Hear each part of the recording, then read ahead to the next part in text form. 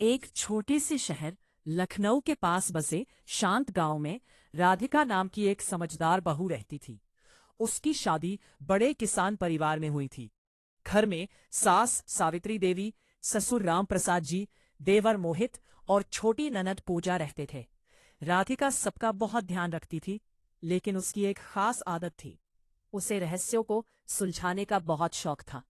वह टीवी पर सीआईडी पर देख देख कर छोटी छोटी बातों को ध्यान से समझना सीख गई थी। गांव में लोग उसे मजाक में सीआईडी वाली बहू कहने लगे थे। एक रात गांव के मंदिर से पुराना चांदी का मुकुट गायब हो गया। पूरे गांव में हड़कंप मच गया। पुलिस आई, लेकिन कोई सुराग नहीं मिला। मंदिर के पुजारी बोले, चोर बहुत चालाक है, कोई निशान नहीं छोड़ा। राधिका चुपचाप सब देख रही थी।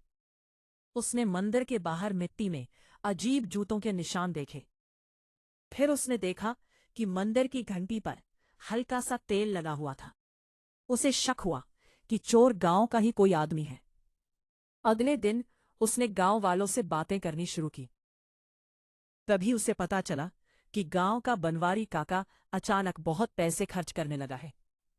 राधिका ने ध्यान दिया कि उसके जूतों के निशान मंदिर वाले निशानों जैसे थे, लेकिन बिना सबूत किसी पर आरोप लगाना ठीक नहीं था। उस रात राधिका ने अपने देवर मोहित की मदद से बनवारी काका के घर के पास नजर रखी। आधी रात को बनवारी काका पीछे वाले कमरे में गया और जमीन खोदने लगा।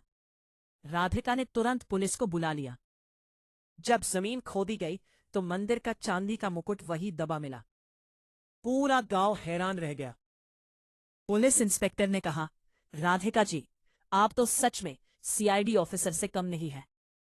सावित्री देवी, जो पहले बहू को सिर्फ घर के काम तक सीमित समझती थी, गर्व से बोली, मेरी बहू पूरे गांव की शान है।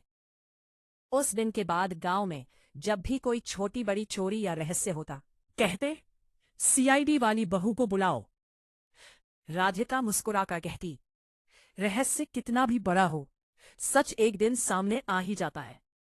कहानी की सीख, समझदारी, धैर्य और सही सोच से